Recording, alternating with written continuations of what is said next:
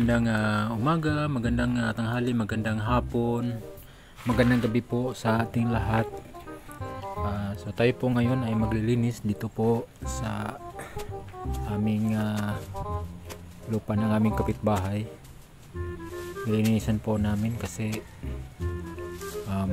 pinasok po kami ng ahas nung nakaraan. So bibilihin na sana namin pero hindi ito tuloy. So ngayon nirentahan na lang din po natin at malinisan. Tataniman po natin ang luya. So una po natin ginawa ay nilinisan po natin yung lupa, no? At saka yung mga ferns inalis po natin. Nilinisan natin ng maayos para maganda po yung pagkatanim po natin. Ayan, so meron po tayong tatlong klaseng luya ang itatanim natin dito. Tatlong klaseng luya. Meron po tayong luya na natural, yung native, medyo maliit siya. Tapos meron din po tayong luyang dilaw, yun po yung turmeric. At meron din po tayong luyang pula. Luyang pula po, so ipapakita ko po sa inyo yung itatanim po natin dito ang luyang pula. Meron po tayo dito yung luyang pula, so abangan nyo po. So minamaximize din po natin yung ating panahon, minamaximize natin yung space ng ating pong area. So ito po, kapitbahay lang po namin, katabing bahay, at gusto namin po na maging malinis para iwas po tayo sa mga ahas. So continue to support Kuya Bal Santos Matubang at Edna Vlogs, Kalinga Prab, at sa mga lahat ng mga Kalinga partners. So yun po, shout out po sa ating lahat. Salamat po sa mga nagdalaw at sa mga nag-subscribe sa akin po munting channel. It's more on farming at lakatan. So yun, and wag po nating isipin na burden yung pagtatrabaho. Ang pagtatrabaho po ay isang paraan na makapaglingkod po tayo at provide ng ating pong personal na pangailangan at pangangailangan ng ating pamilya. Ayan. So salamat po, samahan niyo po kami. God bless.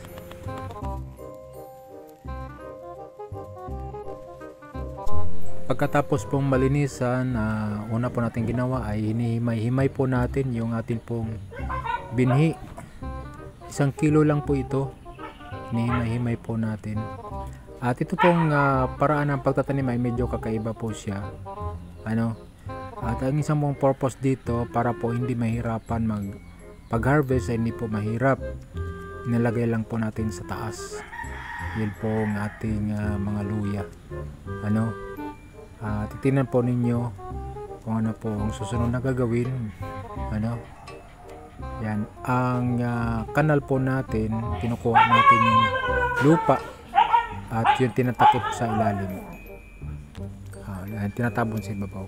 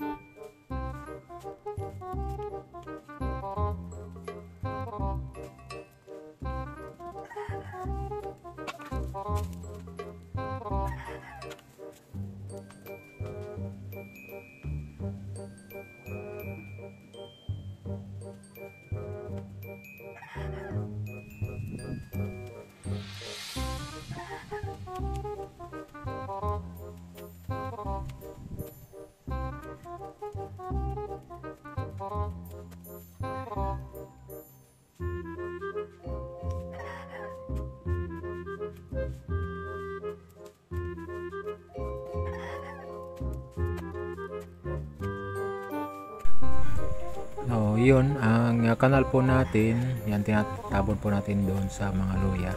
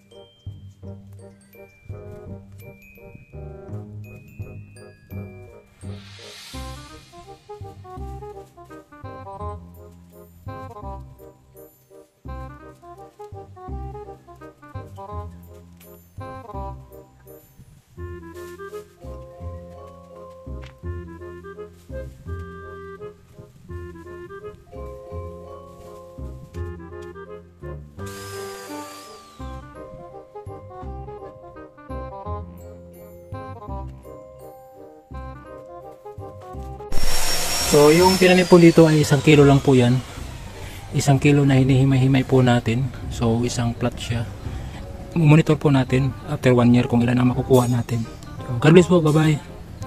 So yan po, nakapagtanim po tayo ng luya. At ito po yung ating nilisan ngayon hapon. So nito po tayo sa pagitan na luti na pagitan ng nursery. Yun po ng nursery house. At ito po yung bahay po namin. Ayan. So, sa pagitan po meron pong isang luti. Hiniram po natin dahil hindi po binibinta. So hiniram lang po natin at nirintahan. Ano po, at purpose ko po ay malinisan lang para hindi po tayo pasukin ng ahas, kasi nung nakaraan po pinasok po kami ng ahas. Ano? So kailangan malinisan siya. So okay lang. Nirintahan po natin at tinataniman na lang po natin ng luya. No, 1 kilo po yung luya nakalagay dyan. No? Okay po. So yan. Continue to support Kuya Bal Santos Matubang at Edna Vlogs, Kalinga Prab at sa lahat ng mga partners. God bless po. Bye bye.